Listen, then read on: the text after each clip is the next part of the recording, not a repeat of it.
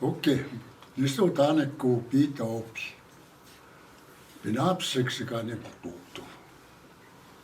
Tämä onkin sinne kun. My name is Gerald. I come from the east side of Siksika, and I'm half Cree, and that's it. Okay. My name is Laura Sidinigo. Siksika Simnato Pyrkiayaki. Katututua Siksika, and my maiden name is Many Bears. Do you have any stories about water? Just the stories are one of the latest, I guess, the big flood that we had. I know before then, my grandfathers, my grandmothers used to always talk to us about the importance of water. And you can even tell from the Siksika logo, the story that they put on there. So the stories that I heard, that water's always going to be there, no matter what. Because part of the Siksika logo says that our treaties will be honored as long as the river flows. So that's a lifetime to us. That's what our grandfathers always said. But going back to the flood, I was kind of upset about the flood at one time, you know, with all the water coming in.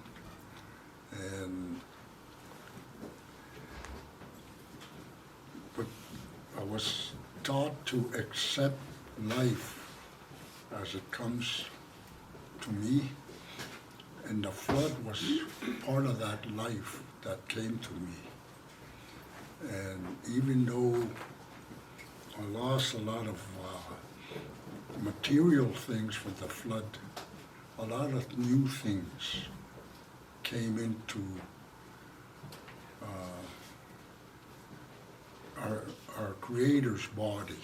We call Krakumitapi, Gustumi. We say Gustumi. That's the Creator's body, the land. So a lot of that life came back to life that was deteriorating over the years. So when we got the flood, everything started growing again. The animals started coming back. Because I never seen otters around my place until that flood came back. That when I went down to my place, there was otters swimming right around there. And I never seen that before. Then I seen the life that the water gave to those trees, the grass and everything around. Just the other day I went back down there to trying to see if I can retrieve some of the stuff that are still down there. But that life was there.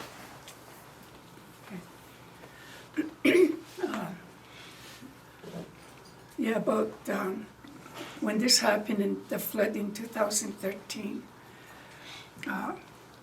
we had 100% lost, and it was, I guess it was so hard to accept that.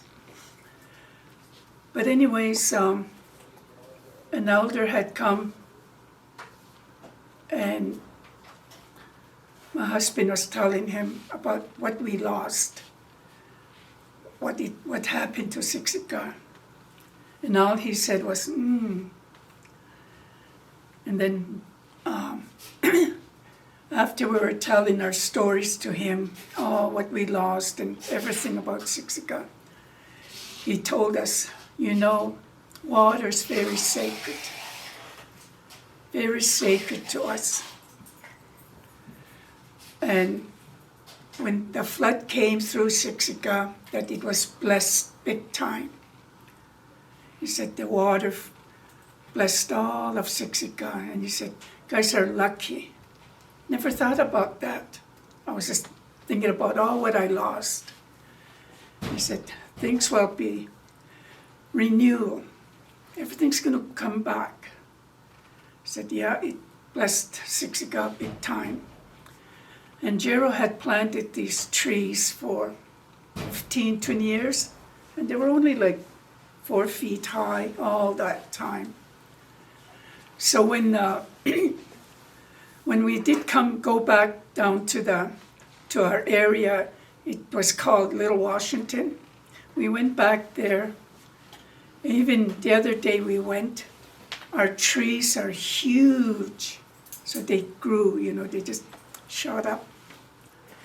And I really believed that the water's very sacred. Anyways, we were taught when we were younger that there's Siksika peaks, water people. So I had to remind myself to tell these Siksika peaks, the holy beings, the water people, I had lost 100% of my stuff. So I went to the river and told them, okay, Siksika peaks, look after my stuff. That was the only way I had to work on myself. And I had to go to the river. I felt like my whole being went with the flood. But I had to call on my spirit to come back to me from the water. And that's how I had to really heal. And I do know water's very sacred. We take it for granted every day. The water will always be there. Today we're so lucky, you just turn the tap. And if we run out of water, we all panic. In the old days, the Bow River goes through Siksika. We drank from the water. We knew it was pure. We knew that. But as time passed, it got, I guess, a lot of things were thrown into the river that made it to a point where we couldn't even drink out of the river. But I do know that every year the water would have a little flood going through the river, and it's cleansing the water. It's making it renew. But when the flood came, that was huge. Do you want to add anything on? No, just waiting for the next question. Do you think the water will ever change or get better over the years, or just stay the same? Well, it's going to be, it's going to take a lot of hard work. Every day you hear about it, the water quality, especially in the places that you never think that the water quality is bad. Take northern Alberta, northern Canada, where the government is spending millions and millions and millions of dollars trying to get their water quality up to standard. And it's really hard. For us in this area, the water comes from a pure place, the mountains. Until it got into the city, it's too bad that we live between that where the water comes from to where we are now. There's a city there. And what the city dumps into that water, with all that, and the different chemicals that are going into the water, it's pretty hard for us. I don't even eat fresh fish anymore because of the water. You don't know what the fish are eating. The fish are eating what the city's bringing in down the river. And yet that same river, before the city was there, before Calgary got too big that we use that water for different reasons. Right from the mountains, our homelands come from there. You know, like the logs that come from the mountains, from the forest area. All the different things that we need to do. And our people used to go up in those mountains. And we've had stories of some of our people that died in that area, that went there to get different things. Like you go to Banff today, they call Banff spring. You know, and to us, that hot springs is holy water. That's where a lot of the blessings come from. So I don't mind going into the caves in Banff and just smelling that, even though it smells, but it's a gift from the Creator. Next question is, what do you think we should do to help the water be cleaner? We drink out of bottled water, or we have to get those purifiers for our water, and our water comes from the community nowadays, and whereas the water's just sitting there, the river, where we can just go. There's a lot of springs on the reserve too, but I don't think they're using them anymore. I don't think they're being used, Yeah. but there's, you know, we can't just talk about river water. We talk about underground water. Yeah. How we as human beings are destroying that, you know. And what's destroying it? It's, you know, there's all different things. Example is seismic.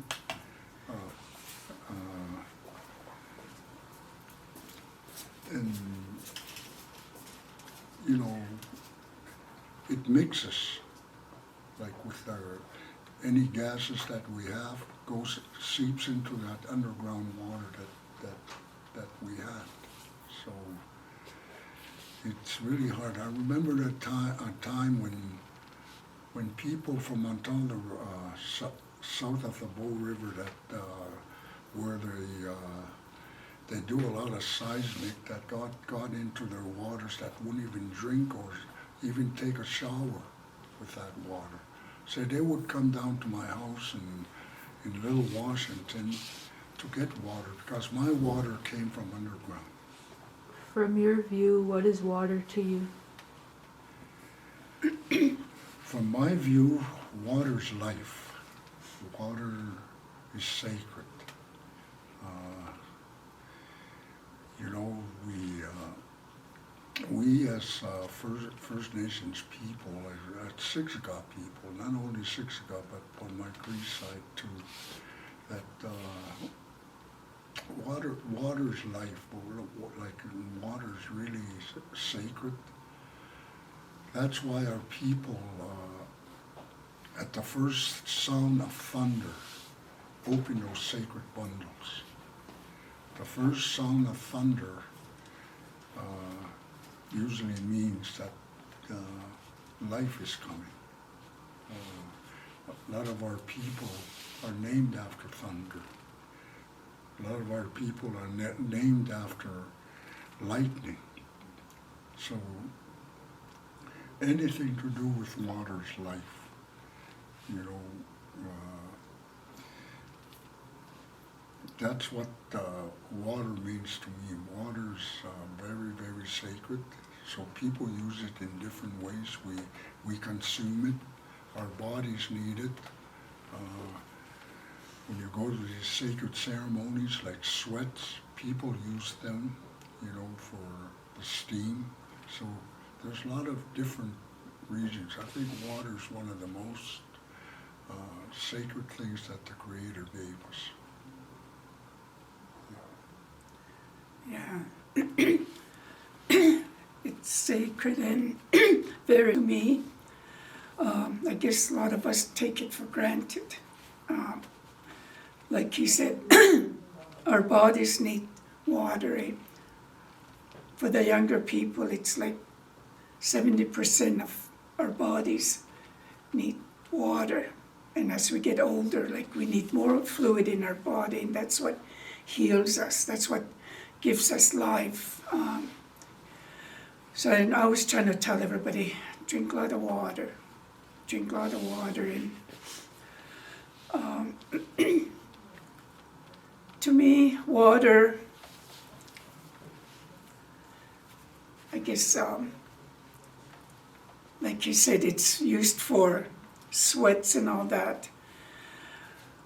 But to me, when I'm near water, it really calms me, really gives me strength.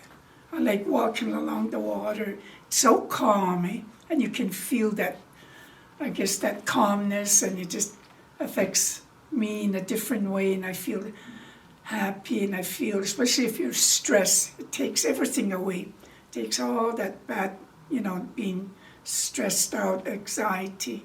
It helps you. A lot of times when I'm, especially this last 2 years when we're in the COVID and getting that anxiety, I would just go and wash my face with water all over my arms, and it calms me.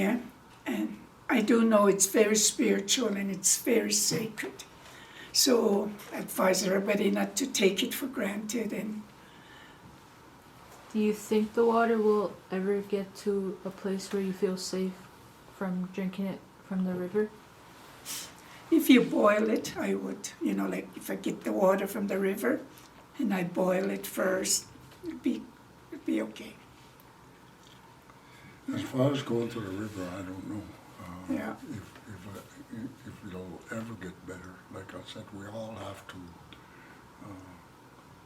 work on it. Not only us. We could give the, I guess the government, the people in power, some ideas, but do they mean anything? It's the people in power that can do something about it to make that water good again. Because I don't even like going to the river, because the river's not what it used to be when I was growing up as a little boy. We used to go to the river, get the water, bring it home. That's what we drink from.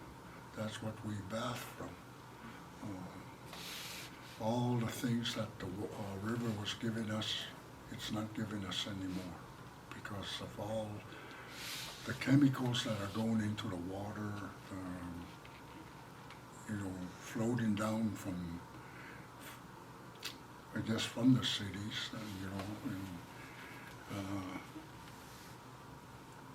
sometimes I just like, when I'm going through the mountains, I just like to stop and probably get off and go to these waterfalls and just stick my head on there because I know that's pure.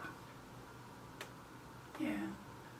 I guess all we can say is for everybody to respect the water, Please don't be throwing garbage in there, and, respect each other. It's hard, and the same thing is, you respect Mother Earth, you respect the land, because the animals eat from there and they drink from the water, and those are the ones that we live off. Like we get our meat from the animals, the cows and that.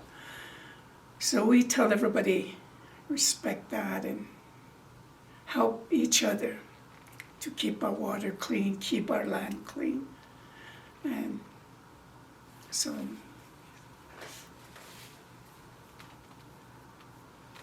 How was water quality when you were younger?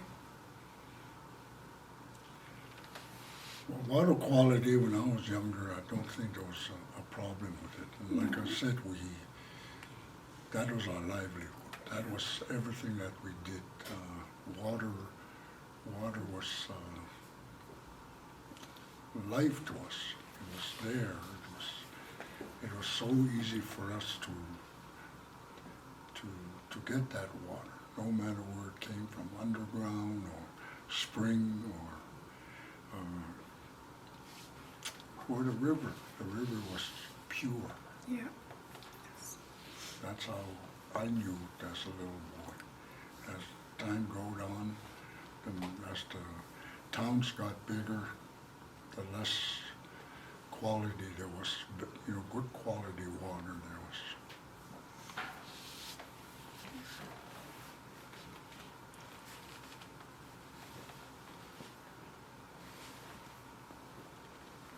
What do we used to know about water?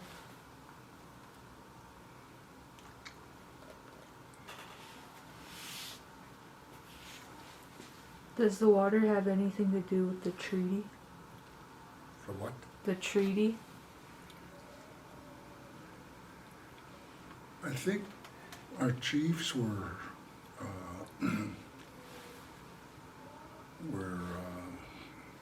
quite smart on where the land was going to be, where the given land was going to be. Like with us, the Bow River was very important, so they made sure that Siksika was right in the middle of the water that was coming down. You go down to the Bloods, the Pagans, they have the Old Man River go down there, that they made sure their land was their land, what that was given to them was right in the middle of that water. So to our people,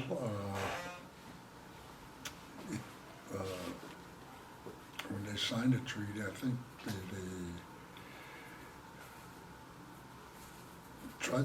trying to find a place where, because water's, like I was always we're saying, is very sacred. I don't know if the government negotiated on it, but after negotiations, we're lucky that water went through our lands. There's a lot of reserves that don't have water through their lands. So with us, with the Treaty 7, I think our chiefs negotiated the best way they can that we have everything, the land, the water,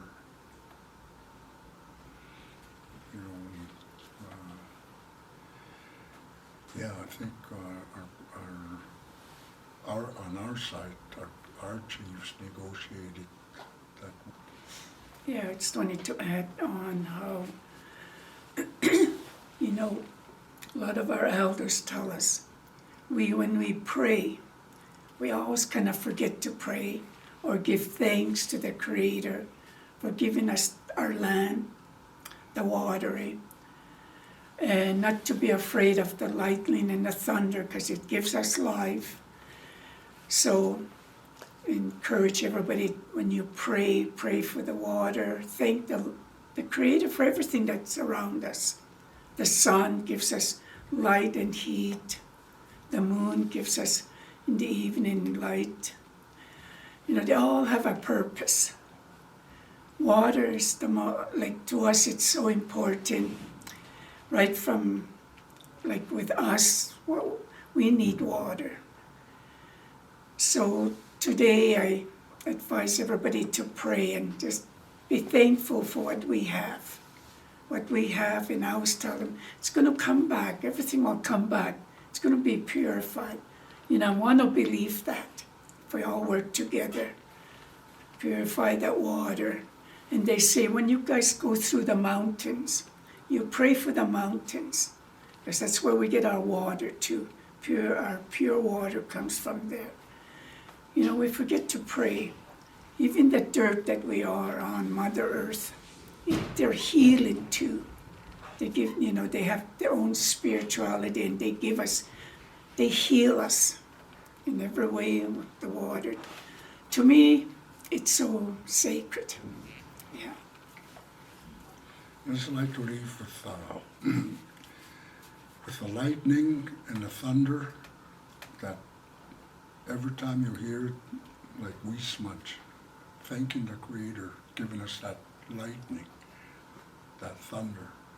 Because what does it mean? It means water. Not only for us, for Mother Earth and for all those animals. You know, we all need it. So, like, I tell people, don't, you know, grandkids, don't be scared of lightning. Don't be scared of thunder. You know, respect it because it gives us life. Okay. That's all the questions. Okay, ko tahsi taki kuno kattamuksena na noksista koi. Issohti kego katsinoppo. Kiwa matsiikstini pohki, teikä kaatuitsi. Anni kan stapa isitsipsatpuan. Nokka aikaakin mak tänni. Nokka esmatu nokkoutsi. Tästä mun pohki.